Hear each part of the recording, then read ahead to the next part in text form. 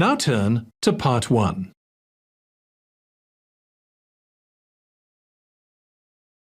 Part 1. Gavin, a newly arrived student, wants to insure the contents of his apartment. He calls an insurance agent to ask for information. First, you have some time to look at questions 1 to 6.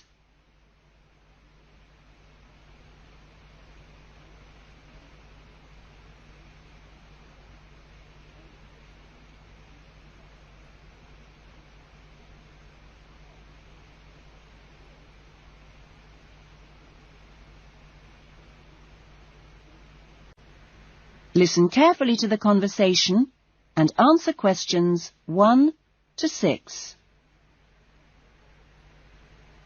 Good morning, Diane Davis. Can I help you? Yes, I'd like to get some insurance for the contents of my home. Fine.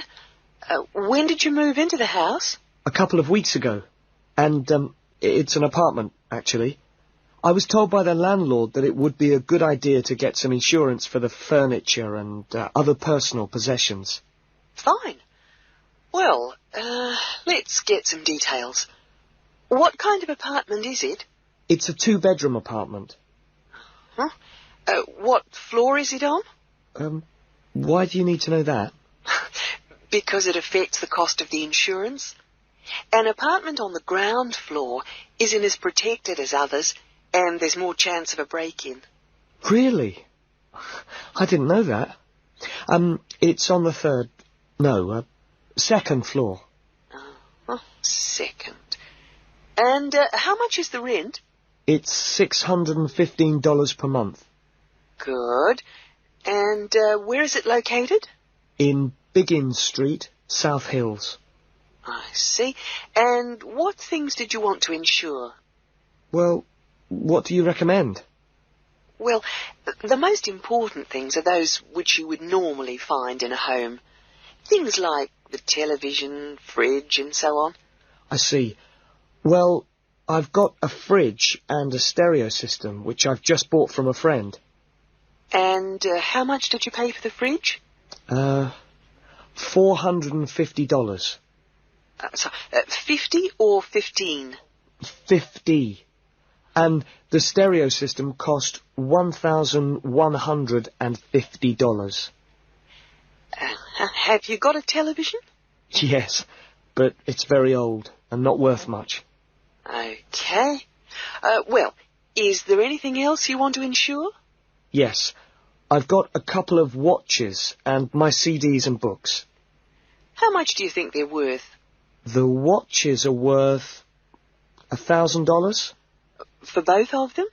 No, each one. And altogether, the CDs and books cost me about $400. Okay. So the value of everything you want to insure is $4,000. How much will the insurance cost? Let me see. $4,000 divided by plus 10%. Right. So this kind of insurance, that's private contents insurance, it comes to $184 for a 12-month period. $184? Well, that sounds pretty good. Okay, I'll take that policy.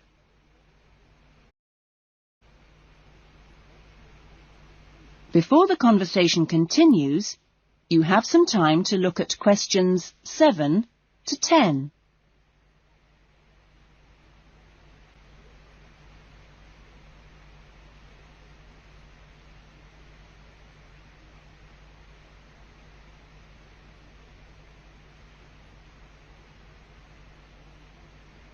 Now listen carefully and answer questions 7 to 10. Can I arrange the policy over the phone? Sure. Just let me get the details down. So, that's Mr. Gavin Murray. That's M-U-R-R-A-Y. And the address is? It's 16C Biggins Street, South Hills. Okay. 16C Biggins Street, South Hills? That's right. It's 2 words. South Hills. And your date of birth is?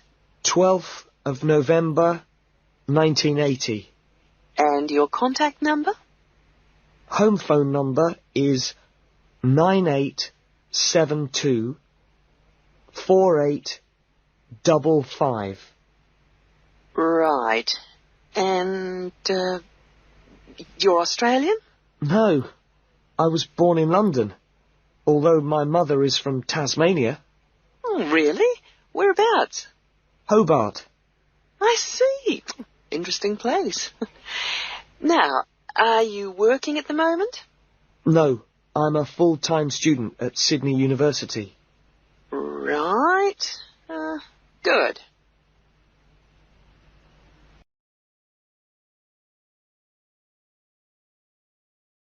That is the end of Part 1.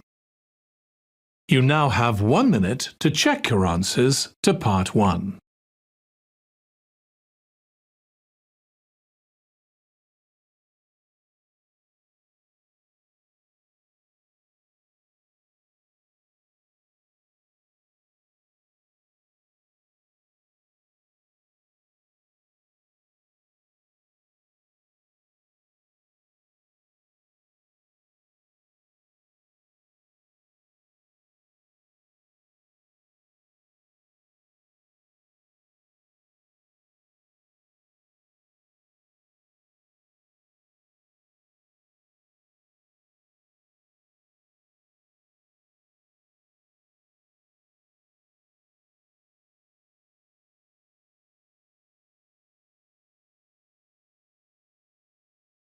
Part 2.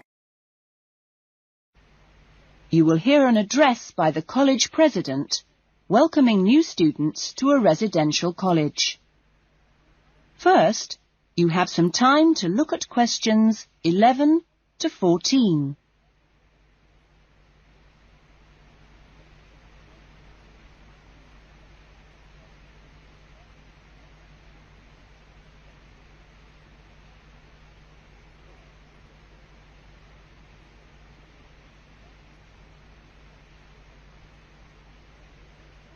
Now listen carefully to the first part of the talk and answer questions 11 to 14.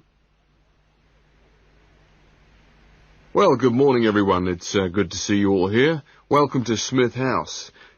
Smith House, as you may or may not know, is one of the oldest residential colleges of the university.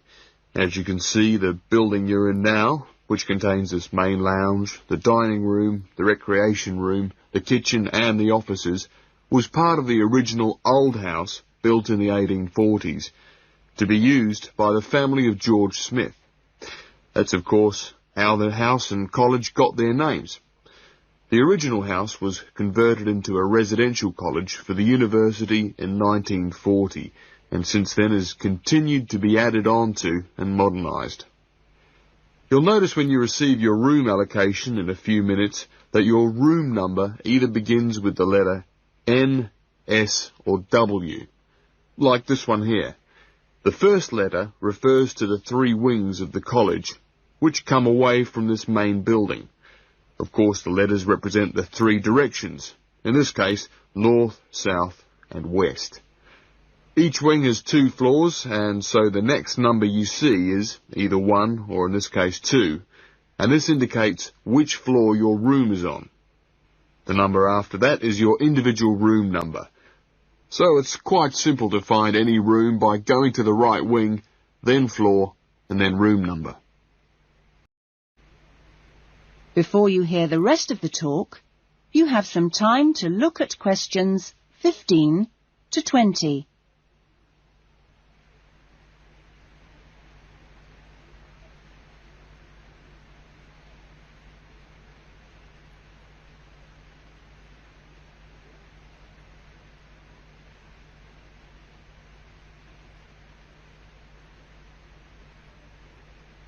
Now listen carefully and answer questions 15 to 20. You'll also notice, when you receive your orientation pack shortly, that there are 2 keys.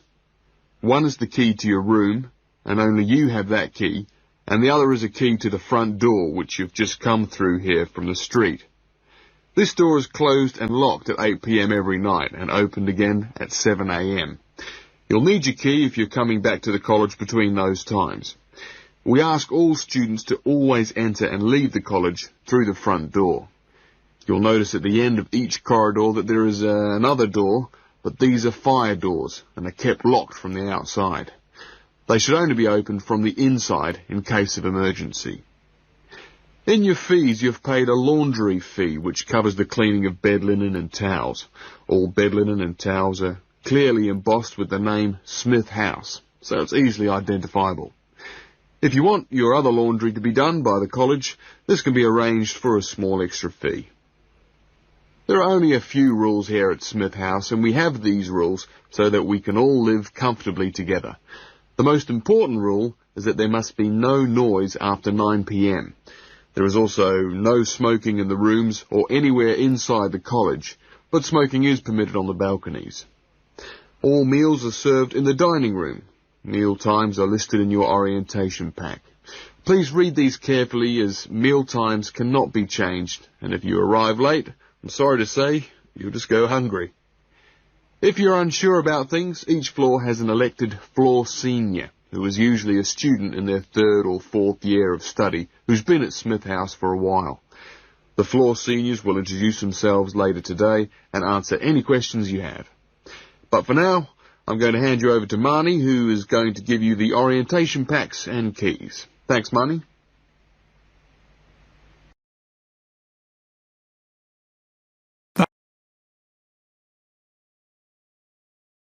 That is the end of part 2. You now have 30 seconds to check your answers to part 2.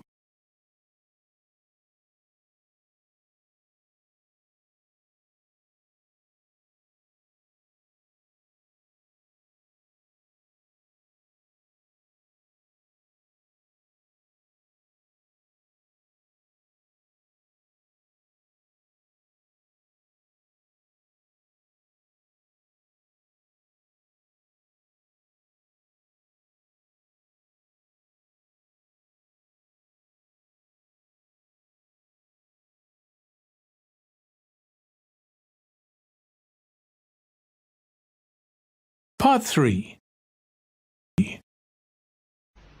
You will hear a conversation between 2 students, Lynn and Robin, who are discussing an assignment.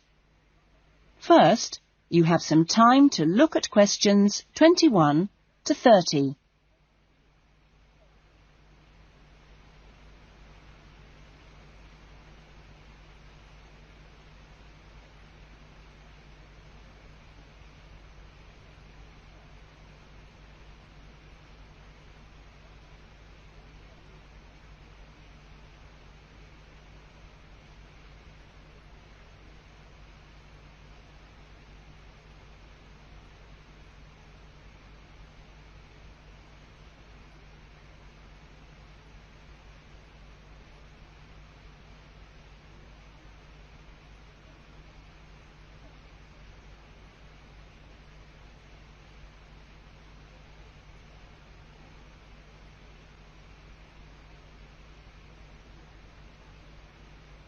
Now listen carefully to the conversation and answer questions 21 to 30.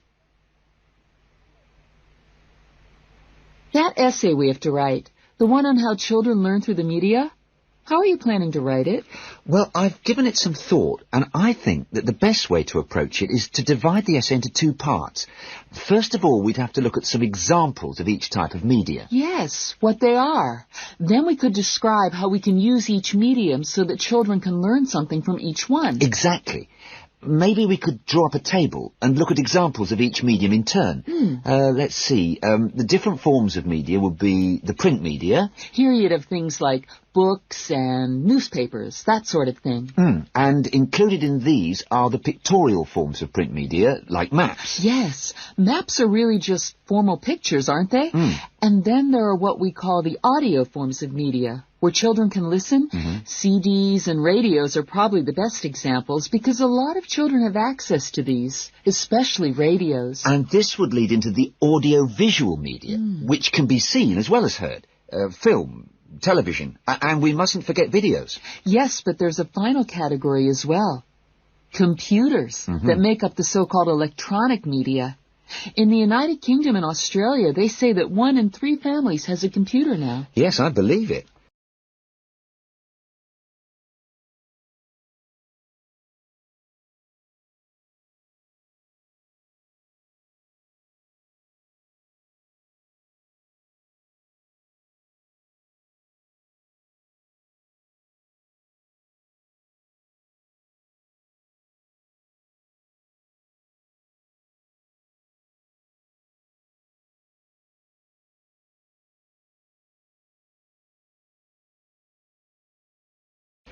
Well, that's a good list to start with. We're really getting somewhere with this essay now. So let's move on to when each type of medium could be used. I guess we could start by trying to identify the best situation for each type of media. What do you mean? I'm talking about whether each medium should be used with different size groups. For example, we could look at pictures and ask whether they're more useful for an individual child, a few children together, or a full class. In this case, I'd say pictures are best with individual children because they give them an opportunity to let their imaginations run wild. Yes, I see. Let's take tapes next. Although tapes look ideal for individual children, I feel they're best suited to small group work. This way, children don't feel isolated because they can get help from their friends. Computers are the same. I think they're better with small numbers of children, and they're hardly ever useful with a whole class. Videos, however, are ideal for use with everyone present in the class, especially when children have individual activity sheets to help them focus their minds on what's in the video. And what about books? What would you recommend for them? Books are ideal for children to use by themselves. I know they're used with groups in schools, but I wouldn't recommend it. Other pictorial media like maps, though, are different. I'd always plan group work around those. Give the children a chance to interact and to share ideas. I agree. Teachers often just leave maps on the wall for children to look at when they have some free time. But kids really enjoy using them for problem solving. Yes. Different people have different ideas, I suppose. Yeah, and different teachers recommend different tools for different age groups.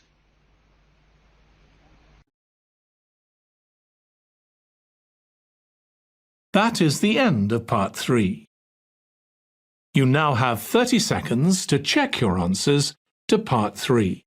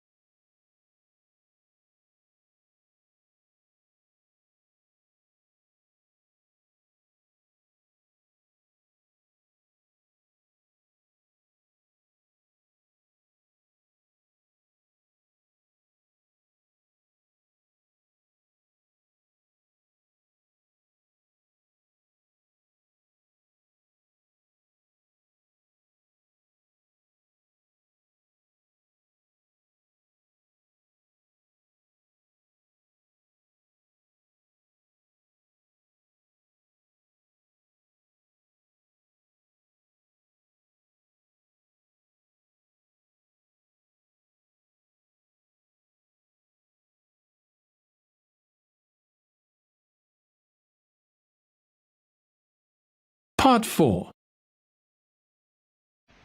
you will hear a lecture about the lack of rainfall in Australia. First, you have some time to look at questions 31 to 40.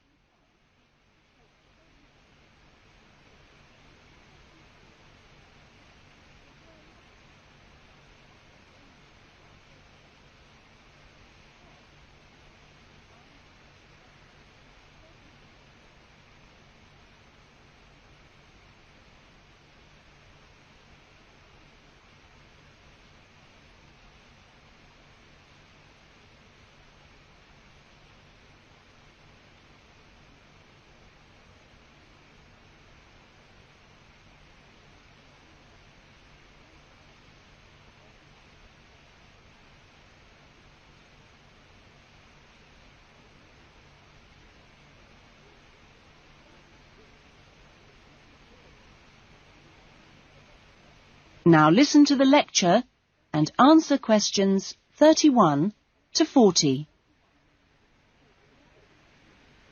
Good morning.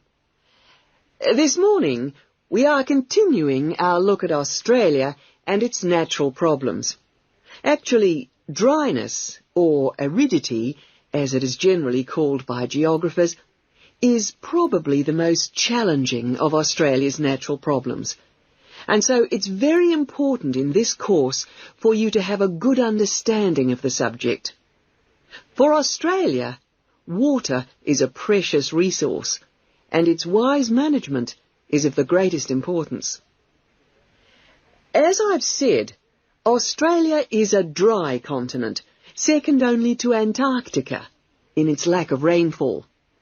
Long hours of hot sunshine and searing winds give Australia an extremely high rate of evaporation, far more than in most other countries. It's estimated that approximately 87% of Australia's rainfall is lost through evaporation, compared with just over 60% in Europe and Africa, and 48% in North America. You generally think of Africa as being a very hot and dry place, but it's not in comparison with Australia. In many parts of Australia, standing water, that is, dams, puddles and so forth, dry up rapidly, and some rainfall barely penetrates the soil.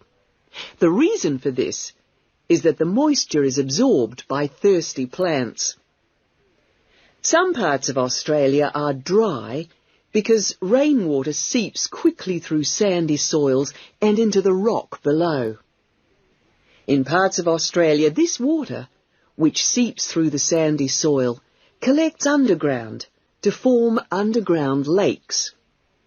Water from these subterranean lakes can be pumped to the surface and tapped, and so used for various purposes above the ground.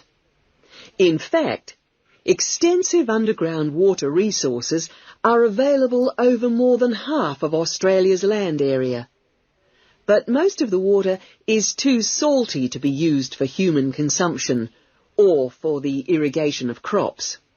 However, most inland farmers do rely on this water for watering their animals and, where possible, to a lesser extent, for irrigation. Underground water can flow very large distances and can be kept in underground reservoirs for a very long time.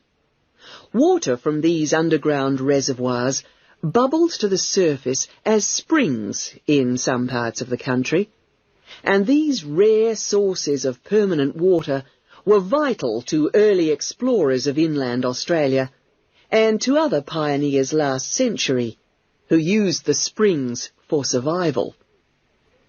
But in many places, levels have fallen drastically through continuous use over the years. This has necessitated the pumping of the water to the surface. Remarkably, underground water sources in Australia supply about 18% of total water consumption. So you can see it's quite an important source of water in this dry land. So, most of the consumption of water in Australia comes from water which is kept above ground. More than 300 dams regulate river flows around the country. The dams store water for a variety of functions. The rural irrigation of crops, without which many productive areas of the country would not be able to be farmed. The regulation of flooding, a serious problem which will be dealt with later in the course. And last but not least, the harnessing of the force of gravity for the generation of electricity. That is all we have time for this morning, but you'll be able to do further study on this important area in the library. I have a handout here with references on the subject, so if you're interested, please come up to the desk and take a copy. Next week's lecture is a case study of an outback farm, and it'll be going into detail about some of the problems we've discussed here.